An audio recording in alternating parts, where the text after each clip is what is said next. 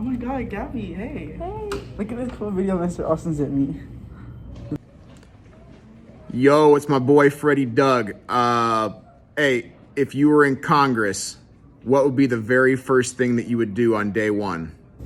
Man, Freddie Doug's a silly guy. I know, right? What would I do if I was in Congress?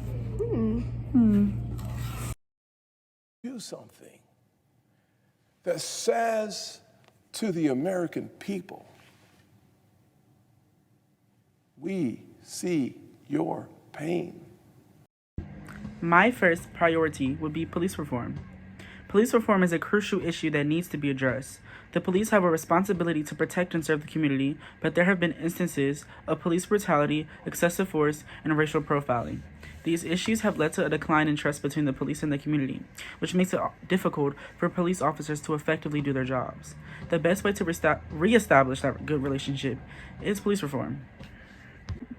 Over time, police departments have become more militarized, leading to an increase of force and violence against citizens, specifically Black people and people of color. Did you know Black people make up 13% of the country, but face 21% of police contact, make up 33% of people behind bars, and are three times more likely to be killed by a police officer than their white counterparts? Even after cases of misconduct, officers are often protected by police unions, leaving no room for accountability for their actions. Ways we can go about police reform are banning chokeholds, strangleholds, require de-escalation training, using all alternatives before using deadly force, duty to intervene, and ban shooting at moving vehicles, and require the use of force continuum, and require comprehensive reporting.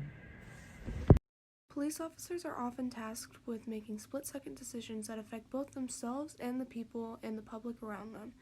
The one thing that can help them make these types of decisions is the use of force continuum.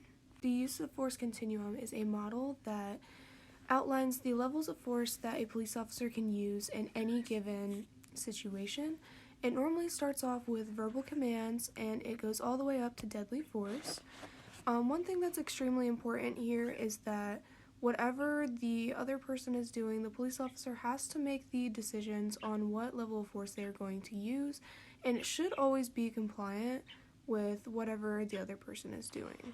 The goal of this model is to show police officers what level of force they should be using and provide a framework so that they can better understand what they should be using and what's necessary for the type of situation that they are in. The main goal and the most important reason of having this model is to show police officers that they can use different levels of force, but it can show them when it is proportional and when it is necessary. When officers are trained using this model and required to use this model, they are more likely to use more proportionate and necessary levels of force than acting on impulse and making a bad decision. This can reduce the likelihood of excessive force being used and create a sense of trust between the police officers and the community that they're serving. Using the use of force continuum can be both helpful to the police officers themselves and to the public. When they are using the use of force continuum, if they use excessive force when something is not proportionate or not necessary, they are held liable for their actions, which is going to be seen by the public. If they do use the use of force continuum, they are more likely to be able to defend their actions in court and create that sense of trust. By requiring police officers to use the use of force continuum, we can help to create a form of trust between the community and the police department.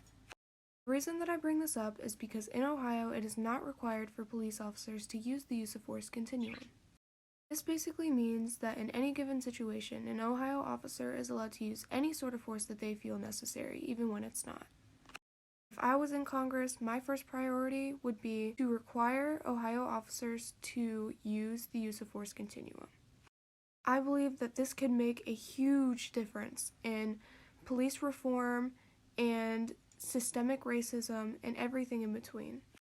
This is just one out of the many policy changes, but this one is the most important. What is y'all doing? What is y'all doing? Guess. Take a guess what I'm doing. Hey,